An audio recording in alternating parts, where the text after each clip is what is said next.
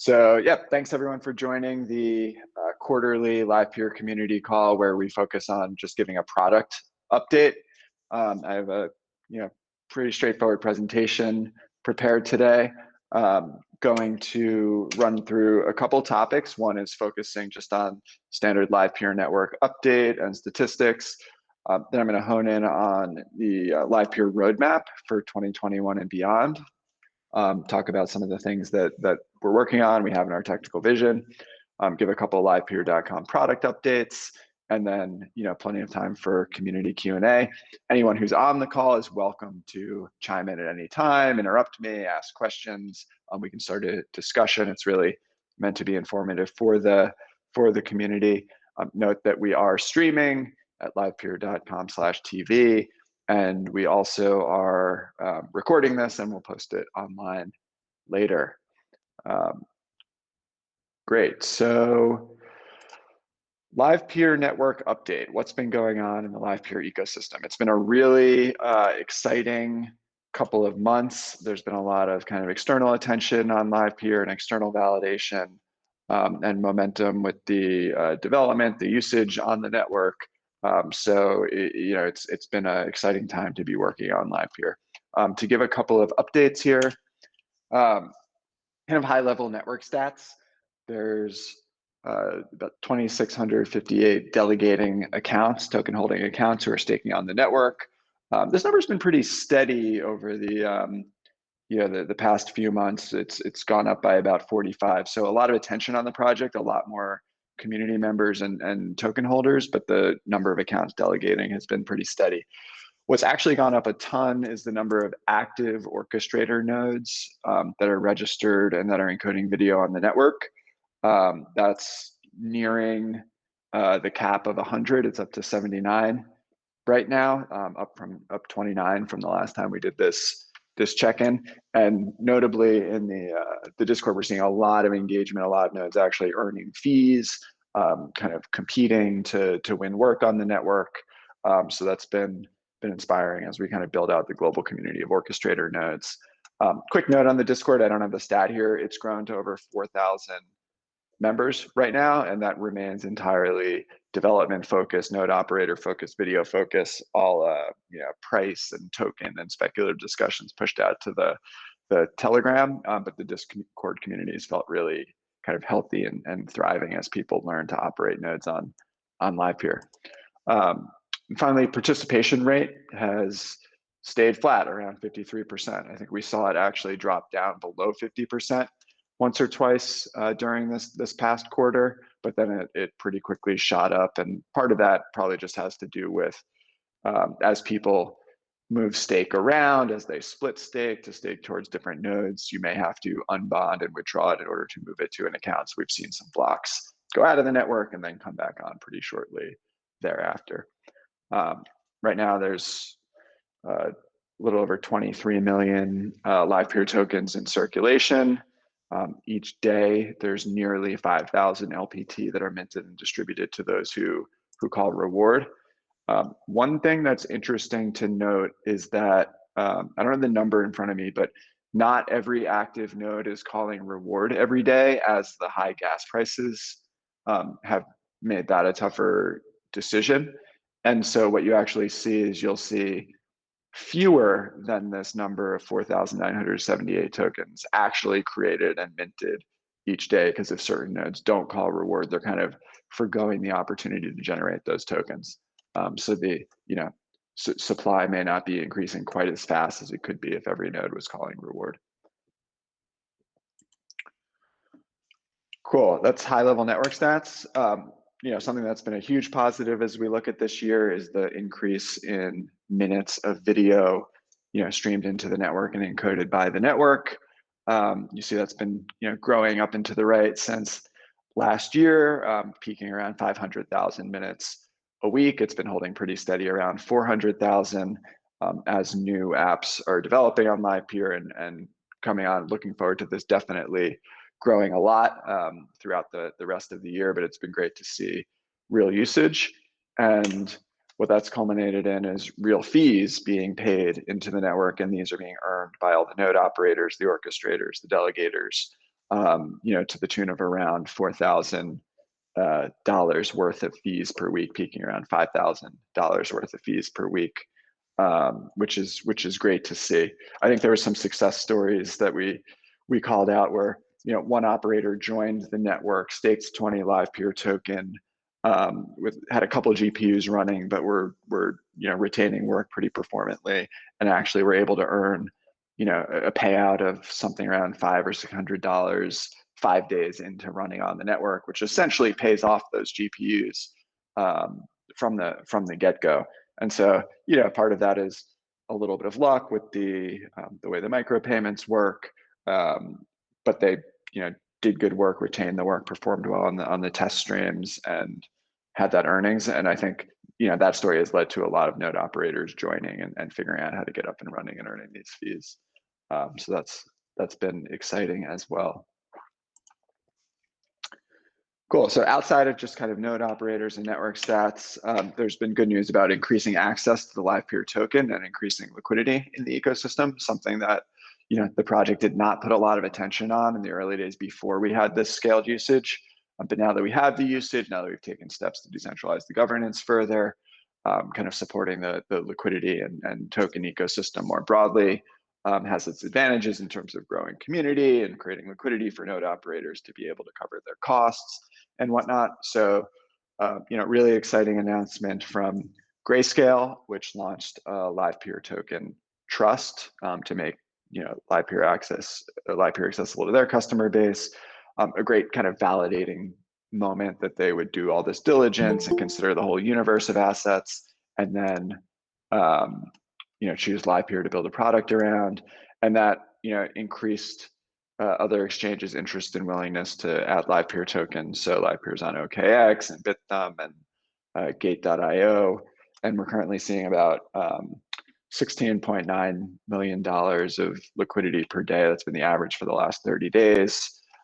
That's reported by CoinGecko, which takes all these reputable exchanges into account. Some of that might be on exchanges where the volume might not be trusted quite as much, but it's great that I think all the node operators on the network, if they're trying to cover costs, should have the ability between this and Balancer and Uniswap to ensure that they can do so. And hopefully more good, reputable, easy to access points of access coming soon at good reputable exchanges around the world, as we'll see. Cool. Other stuff going on. Really nice job by the community node and the grants committee and Adam on the call, who did a lot of the front end work to enable translations of livepeer.org to go live and the primer to go live. Current translations are in Korean, Chinese, Russian, and Spanish, in addition to the English website that we have. So a great community effort there is funded by the grants committee through the community node. And then finally, we have CoMining pilots in the work, particularly LivePeer and Filecoin. Launched a CoMining pilot where there was a really, well, the value prop here is Filecoin miners happen to have GPUs as part of their Filecoin mining process, and therefore they can earn additional revenue by also transcoding LivePeer video. But in the future, there's this belief or this opportunity that nodes that are storing a lot of video data or need to store video data for live streams could also do the computation nearby on the same machines, sort of like edge computing, and eliminating the amount of data that needs to be sent around the internet in order to do this processing and storage side by side.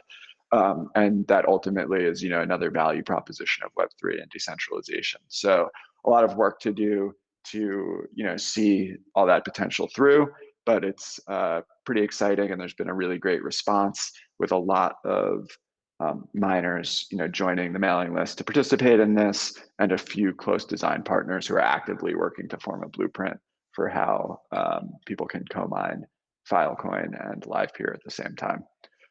So cool. I think that's a lot of the network level updates of what's going on. Before I get into the roadmap and what we're doing going forward, any questions or comments that people want to chime in on?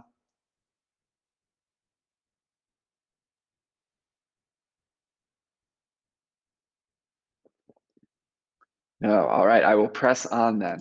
So the main thing that I wanted to talk about today was the roadmap, 2021 and beyond. The background is that there's a post on the LivePeer blog that outlines all the things that we're working on in the future. I'd actually describe this more as a technical vision than a roadmap, because it doesn't give specific dates or when these things are slated to launch, but it just indicates a number of tracks. Some are in progress, some are future possibilities.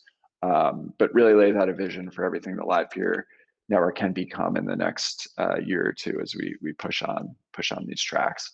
So there's really three separate categories here. One is the core technical investment. So this is, how do we expand all the capabilities of the LivePeer network? How do we make it more addressable to bigger markets with more capabilities? Which would lead to more fees being paid in and more value in the LivePeer token. So that's core technical investment. The second aspect is just driving demand. How do we build the right products and services and the go-to-market such that users can build on and adopt LivePeer and increase those number of minutes and fees that are flowing through the network. A lot of that is a little bit more on the commercial side and the product side than just kind of the protocol and network.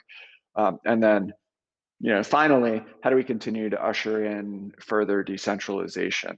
I believe that in the future, all great scalable applications are going to be built on Web3 infrastructure. LivePeer is the video streaming layer of that, and the video piece of that infrastructure. So how do we collaborate with the crypto ecosystem and communities around the world and other projects to kind of accelerate the roadmap to this being possible, to Web3 infrastructure being buildable. So that's the third track. So I have some bullet points on each of these that I'll share, and they each could be their own enormous blog post and their own topic for their call, but I'm happy to touch on them briefly and dig into details if anyone has questions. Cool. So on the core technical investment track, one of the things I'm most excited about is what we're calling smart video compute. Right now the LivePeer network does one form of video compute, that's transcoding, that's converting video into all the formats and bit rates necessary to be playable on every device. There's lots of other forms of compute people want to do on video, and a lot involve kind of AI-based processing, artificial intelligence-based processing. Especially as we get into the future. So this is things like, for user-generated content sites where thousands of users are streaming at once, they want to use AI to determine whether these video streams are potentially, adult content, violent content, illegal, copyright infringing, these sorts of things, because they need to protect their user base, they need to comply with local laws, they want to have, good quality experience on their platforms. And if you have to use humans to do this moderation on live streams, you're always going to be behind. It's going to be very expensive. You have to watch every stream in real time, essentially. So really AI can assist with this. And this is perfect for the LivePeer network because the same GPUs that are encoding the video already have the videos local, decoded, are performing compute on them already, and they can essentially do this analysis in parallel for content detection and scene classification. Without significant additional cost. Whereas, if you're using some third-party service to do this for you, forget about it. It's going to be $9 an hour per stream. And so this is really powerful to map this onto the LivePeer network. There's other forms of AI-based compute there as well. You can automatically generate closed captions and subtitles for streams, for volume off listening, or for the hearing impaired. You can do object detection. So for commerce use cases, you can highlight certain products and make them clickable in the streams for shopping and whatnot. So I think, we add these capabilities onto the LivePeer network. That's huge value for developers building applications. It doesn't come at a huge cost, and just makes LivePeer network more and more addressable. The second form of kind of expanding what's addressable is content delivery. This is a missing piece of the Web3 stack for live streaming in general. There are no content delivery networks that can actually handle the requirements of live streaming that are built on Web3 technologies yet. And you know, I think the live peer network is really well suited to play a key role that can take a lot of traffic off of kind of traditional centralized CDNs, move them into peer-to-peer networks. And I don't know if we'll be fully replacing CDNs anytime soon. I think there's a lot of R&D that needs to go into that, but I think the technology is already here today to take a lot of that traffic off, save a lot of that cost, get better reliabilities in different regions around the world. And like I said, maps really nicely onto the live peer network, where we have a really specific focus on video, which is a little different than the file-centric content delivery that you see in kind of other storage networks, if you will. Cool. We've been hard at work on these dual mining and transcoding integrations. I think we already have some research published that walks through how to do it with ETH miner and T-Rex miner.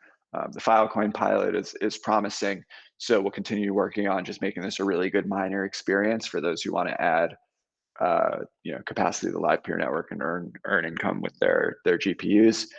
Also, I always like to highlight the Live Pool project, which has been super valuable. Nico on the call runs that project. It's a public pool that GPU operators can join to put their GPUs on the network without needing live peer tokens, without needing to stake.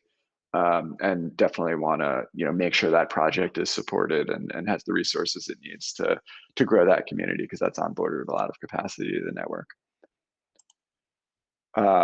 Cool. And then the last track, super important. It just continues to be R&D on the validator to ensure that this work is being done and can be trusted. These video segments can be inserted directly into streams without any risks. Move towards being able to slash or penalize nodes that are shown to be cheating. We had a V1 validator. It works in deterministic context. As we get into more and more GPUs and different types of work, we need to have the right validations that go along with this work. So that's an active research track that's been continued to be invested in. It's super important. Cool. Any questions or comments on core technical investment?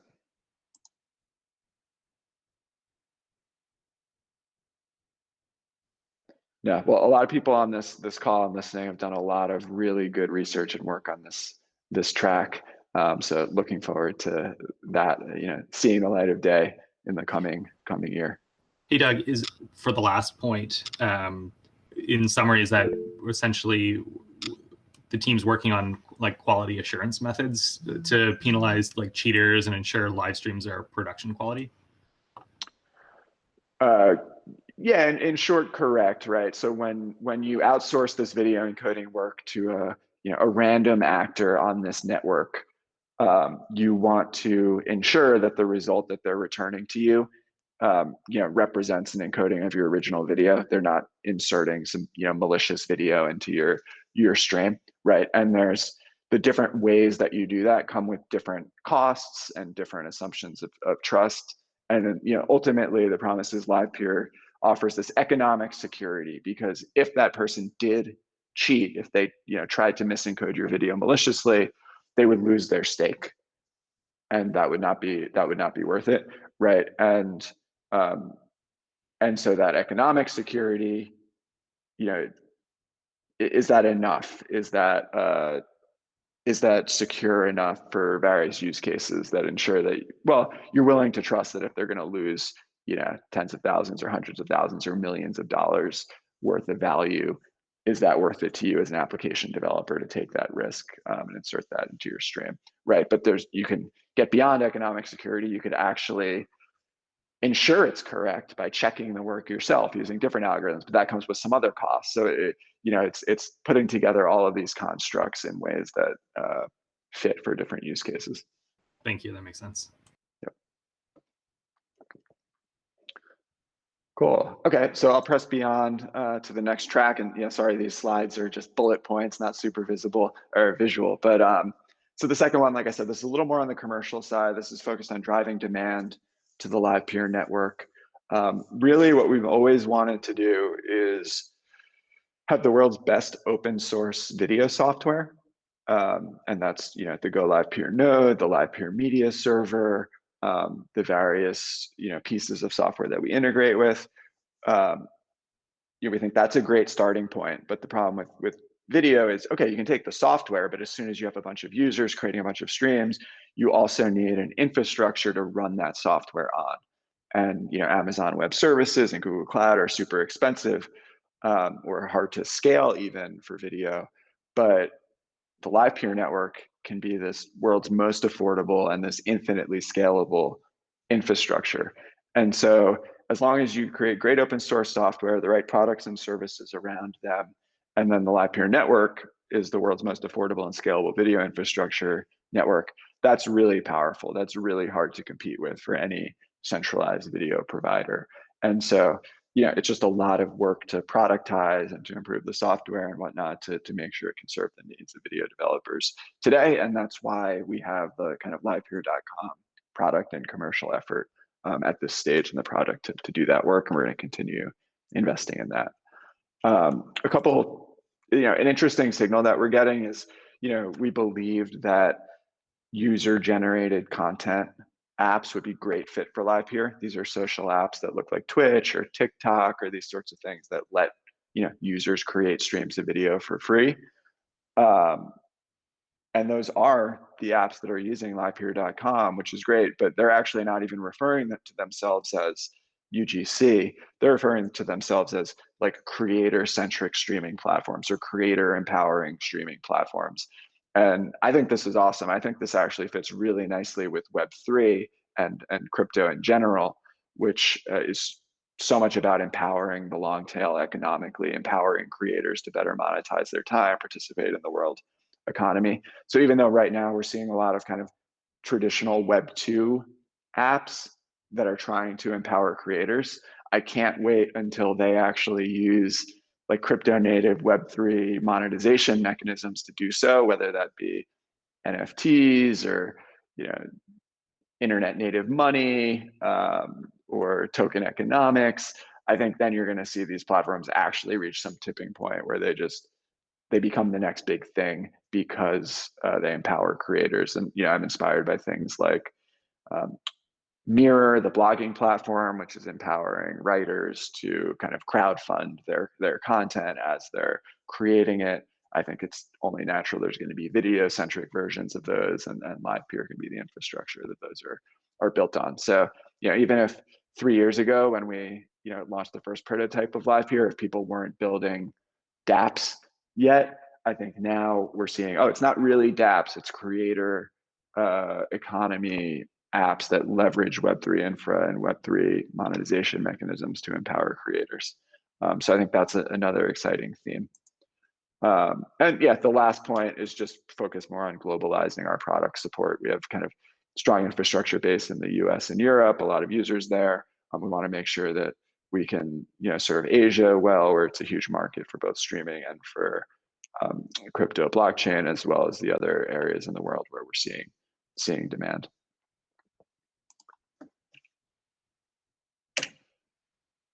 Cool. And then the last point here is to usher in further decentralization. So,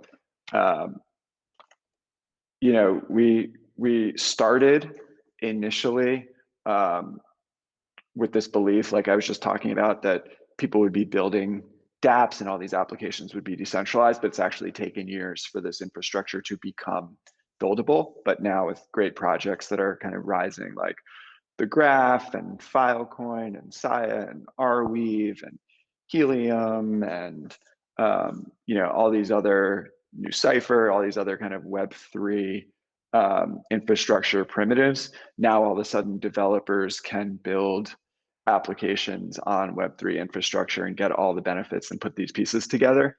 And so, you know, now we believe it's time to really lean in, collaborate with these projects, help developers get started building on these. And that's where you're going to see these new great kind of creator economy centric applications arise.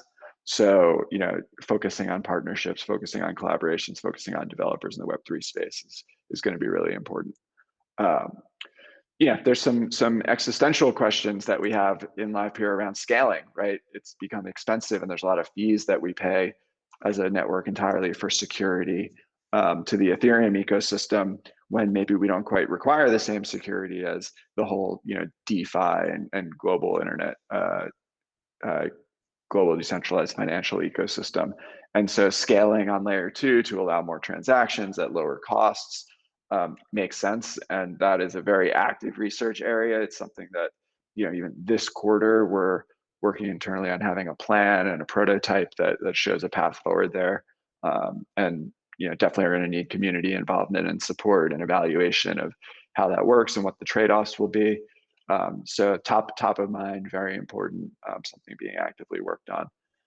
We haven't talked quite as much about cross-chain ecosystem support, but we see developer communities rising not just within Ethereum, but within some other ecosystems. Cosmos, Polkadot, Near, Dfinity is coming, these sorts of things, right? And users of LivePeer can be anyone from the Web2 world to these various Web3 ecosystems, but we just want to make sure that the platform is set up to support developers building apps on decentralized technology. So that's another exciting thing.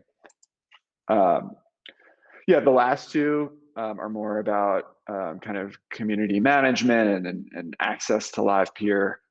So again, we've focused a little bit on the US and Europe initially, but I think as we're seeing global demand in the user base, we want to do better kind of community communication, support, community building across developer ecosystems and exchange and liquidity ecosystems in global geographies. So something, like I said, we didn't pay a lot of attention to until we had a great working network, but now it's time to lean into and invest in.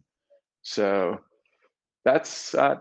That's the 3 tracks of the LivePeer roadmap. There's probably 10 other things in the works that didn't fit neatly into one of these categories. It's a lot, but we have a growing community who's doing this along with us. So excited about the next couple of years. Anyone have any questions or comments?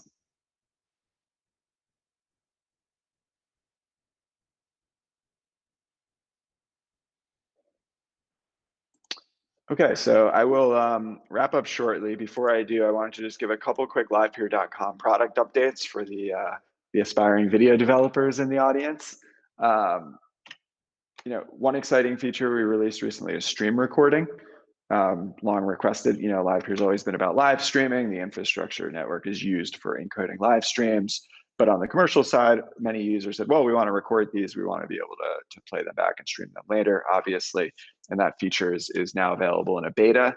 I think that it's a great example of how livepeer.com can add a feature or a service that helps people adopt the underlying LivePeer network, even if the network itself doesn't provide that capability, it'll still bring a lot more work on the network as a result.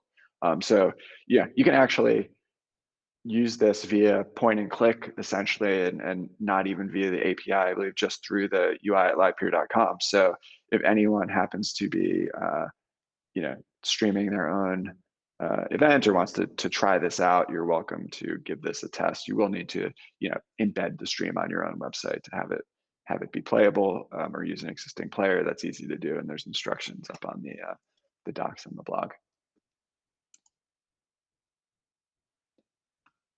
Cool. The other release, this is a little more technical under the hood, but it's really important for kind of global reliability and usage. It's this concept we call global ingest and playback URLs.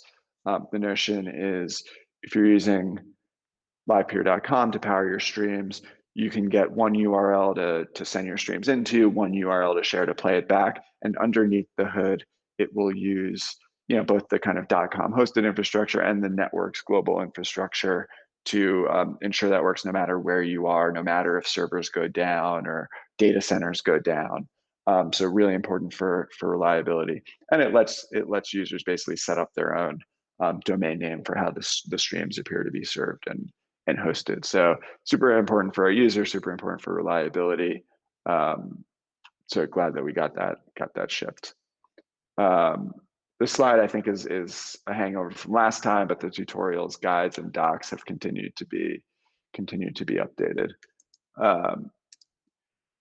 Coming soon, some increased stream health metrics to help with users troubleshoot, webhooks that'll notify developers when their users start streams, end streams, and when the recordings are available. So this helps developers create kind of Twitch-like apps and experiences.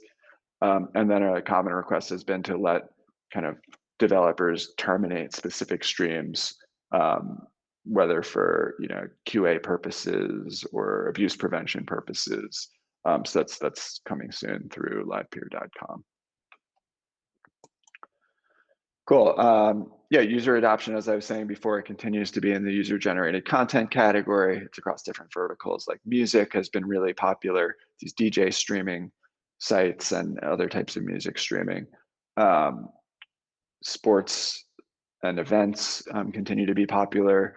And then media that's focused on decentralization, cryptocurrency, things outside the mainstream have continued to be popular ideologically as well.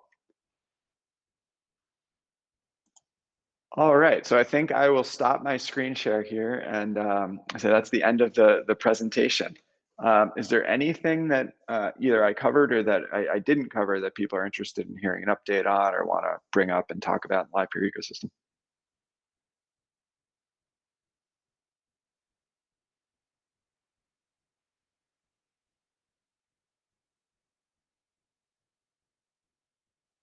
All right, sounds like not today. Quiet crowd today. Hope everyone enjoyed the one man show with a little bit of input from Gavin on a couple questions there. Thanks, Gavin. Yeah, a lot of exciting stuff happening. Discord community is growing tremendously, so I'd urge everyone, if you're not there, to jump into Discord, and we can make progress on this exciting roadmap together going forward. Thanks so much, Doug. That was great. Exciting Excellent. times. Yep, see you all soon. Take care. Thanks, Doug. Bye, guys. Bye, guys.